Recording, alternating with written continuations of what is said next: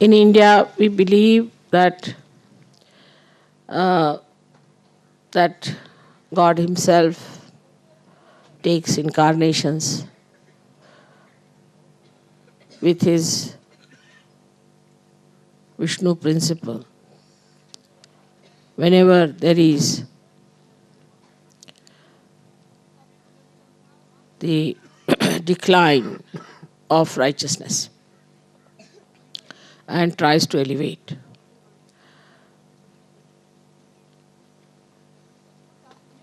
Every incarnation has done a lot of work. बोलू नका कोण आहे इतक्या जोरजोराने बोलायचं नाही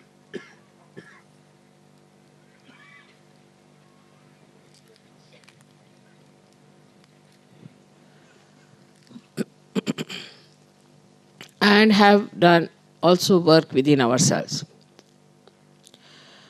Now, this is the knowledge we had in India long time back.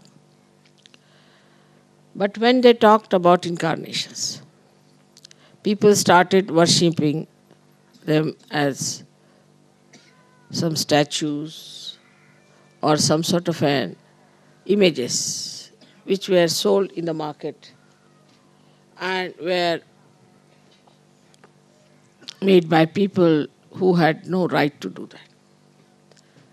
But it is described in the Puranas that we have got some of the places where many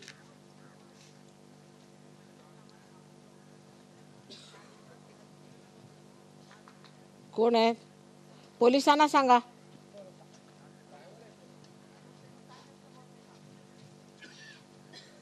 काय चाललंय driver काय करताय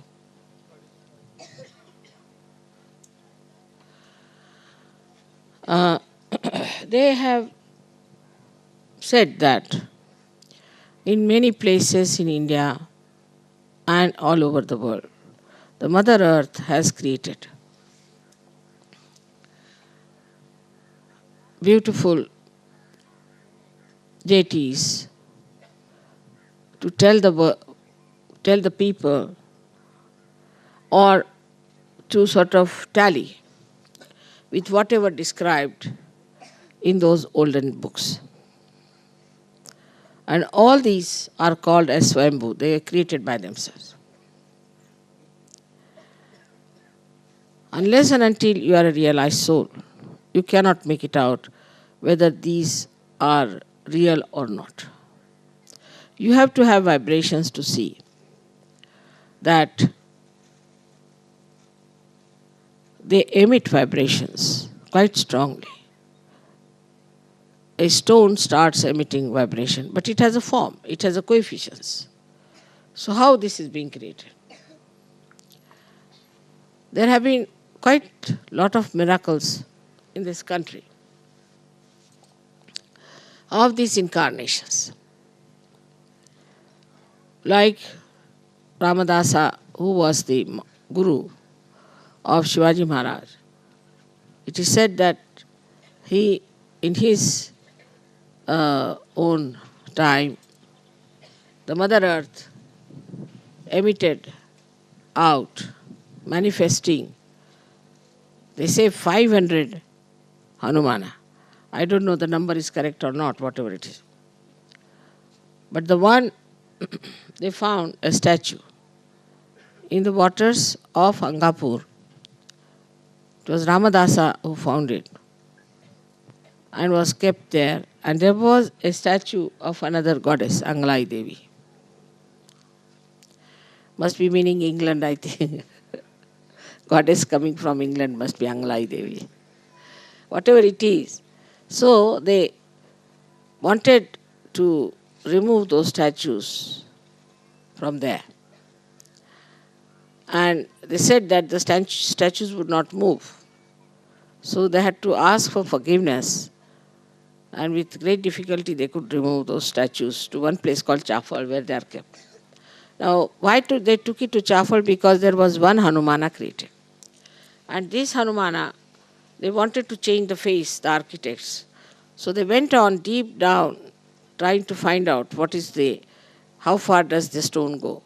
So it went on and on and on and on for, I don't know, thousands of feet they went down.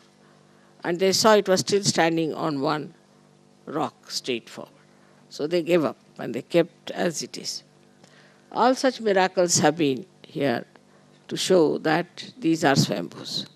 But then people started making statues and started worshipping, then making more statues and worshipping. As a result, there were incarnations, other incarnations, as we think that Dattatreya, the primordial master, took incarnations on this earth, and most of them then tried later on to say that we should not talk of the flower, but we should talk about the honey, and we have to get to the honey. So they started talking about the Ruh, about the all-pervading power, about Brahma Chaitanya. All of them practically talked like that. Not in the beginning, I would say, but later on, when they found that the people were just busy worshipping any stone, get from there, they became just stone worshippers. So another kind of religion just came in, which just said that we should believe in God Almighty and we should just worship Him as an abstract God. So this abstraction also turned out to be futile, because when you talk about flower, you worship the flower. And when you talk about the abstract, you just talk. It's a talk, talk, talk, talk, talk. You cannot get to the honey. So even if you talk about the honey, what's the use of talking about it? You have to have it. For that, we have to become the bee. And that is why it is important that you have to have your self-realization. And in every religion whatsoever, even in Islam, it is said you have to become a wali. In Christianity, it is said you have to be born again. In Buddhism, it is said you have to become Buddha. Means you should be knowledgeable. In Mahavira's things, they said you must get your self-realization. Lao Tse has said it. Just if you start from Socrates onward, of course, we should forget about Plato and these people, because I don't think they had much sense of spirituality. But most of these people have talked about self-realization. And there's no religion in which they have not talked about self-realization. Even in the Judaism, or where they believe in the coming of the Savior for their salvation. Even they have talked about it. So it is all described in Quran. There's a complete surah describing about the sent one, means the avatara, means the incarnation. And also said that you won't believe, you won't accept, and all those things. So now once you are realized souls, then only you start seeing that all this talk is futile. You have to become a realized person. If you get your realization, then only you can get over the superficial illusions and you can go deep into it. All these illusions are there in all the countries, in all the religions, and that's why there is a problem. And we have seen people suffering from the pangs of fundamentalism. As I have given another lecture about paramodernism, in that I have talked about Russia, that Russia has now withdrawn. When one side has withdrawn, the rest of the people, now whom are they going to fight? If there's another side is not going to fight, this side is left out, and they don't know what to do with their armaments and everything. So this was the great work of Gorbachev, I think, and he's a realized soul, so he could see the point, and the way he has managed is tremendous. And now the main problem is fundamentalism. And that comes out of ignorance. Ignorance and also selfishness, because people want to say that this is my religion, this is my prophet, this is my guru, this is my master, and all those things. But actually, they don't belong to any party, to anyone, they belong to the whole world. One can understand if you establish something for your protection from other parties. But to start yourself in a way to establish a falsehood, surprisingly, very surprising, I don't understand human beings. For such falsehood, they are very happy to join, and so many will join without even thinking, knowing. They'll all club together for a nonsense like that. For a nonsense, human beings always club together. But for a sensible thing, they don't want to understand. So now we are coming to the point of puja. Because there are so many new Sahajogis who might not have known what is a puja. Now, as it is now, you all believe that I am Adi Shakti. And you have proof of it. Puja is one of the way you can have the proof of it much more. Because when you are doing the puja, my deities, which are within my chakras, they get excited and they feel happy and they want to emit more vibrations. And when they start emitting more vibrations,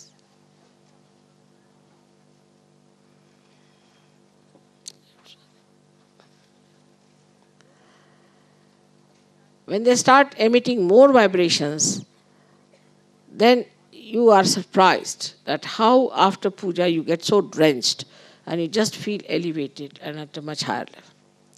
Of course, it is true that during the puja time you feel very much elevated. For some time you can keep it up. Some people definitely retain it.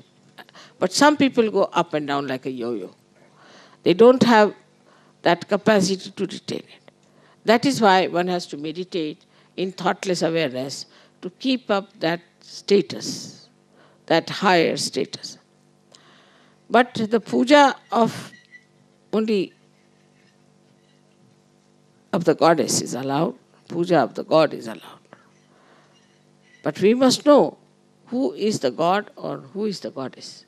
So doing the puja of every person blindly, anybody who comes forward says this and that, should not be accepted. You'll be surprised, for the first 4 years, I didn't even allow them to have any puja whatsoever. Even they said, you are our guru, so you should allow us to have guru puja. I said, nothing. I will not.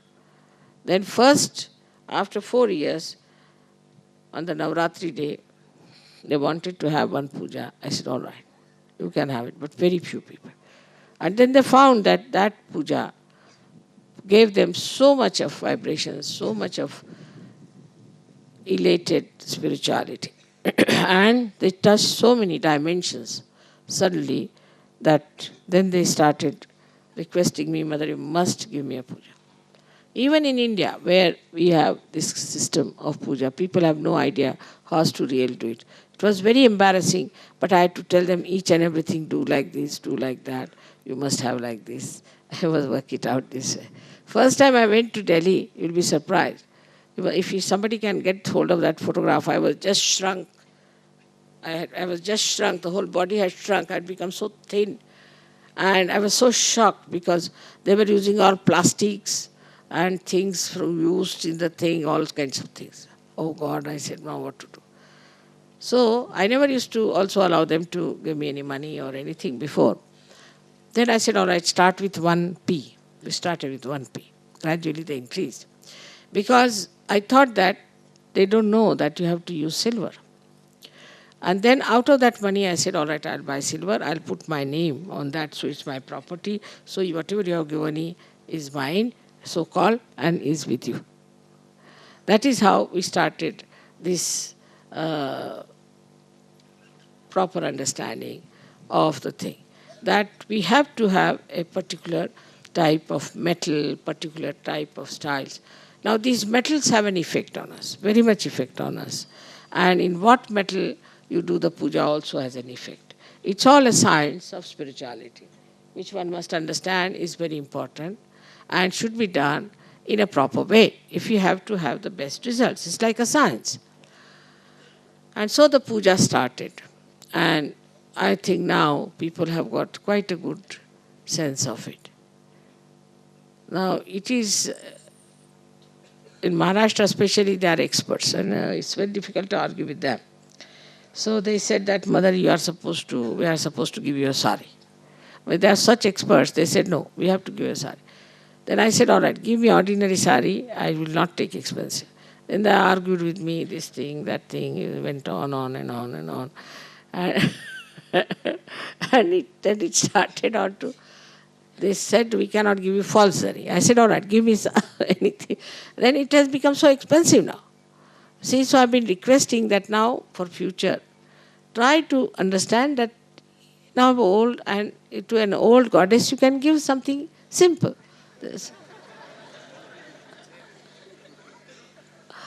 But nobody is willing to accept. Now we are growing so much, this, that. All right, let us see how we reconcile each other. So this is how it is. That it makes no difference. But it does, in a way, what importance you give to everything that you want to do. It's very important. It's the complete attention, dedication, and the complete importance that you give to anything that you do is very important. If you do not give it the highest priority, it doesn't work. If it is just by the way, it doesn't work. So it is important to understand that if you have to gain anything in this puja, you have to give it the highest priority. And then just before puja, if your mind is telling you or doubting, just tell him to stop. Because that mind can act against you. So for the puja, you should be all prepared in a way, in a receptive way, and receive it. आप लोगों को अंग्रेजी तो काफ़ी समझ में आती होगी. जो मैंने बात कही है आपको सबको मालूम है कि जो हमारे अंदर बैठे हुए देवी देवताएं हैं वो आपकी पूजा से बहुत प्रसन्न हो जाते हैं और बहुत ज़ोरों में वाइब्रेशंस छोड़ना शुरू करते हैं, कभी तो ज़रूरत से ज़्यादा, चाहे आप उसको अब्सॉर्ब करें चाहे नहीं करें. और अगर आपने उसको अब्सॉर्ब नहीं किया तो मुझको ही तकलीफ़ होने लग जाती. इसलिए सबको बहुत खुले दिमाग से, खुले हृदय से, पूरी आर्तता अंदर ला करके पूजा में बैठना चाहिए. जिसने जितनी आर्तता होगी उतना ही उसको फ़ायदा होगा. इसलिए शुद्ध इच्छा होनी चाहिए, अंदर शुद्ध इच्छा करके. और माँ हमारे अंदर आप ऐसा कुछ रंग भर दो कि वो उतरे ही ना. एक बार जो रंग भर गया तो वो उतरे ही ना, ऐसा ही रंग भरो, ऐसी मन में इच्छा करके आपको बैठना चाहिए. अच्छा, अब काफ़ी देर हो चुकी है और ये सब बेकार कहीं इन लोगों ने पुलिस वाले लगा दिए हैं, उनके साथ बैठे बैठे भी टाइम गया. फिर उसके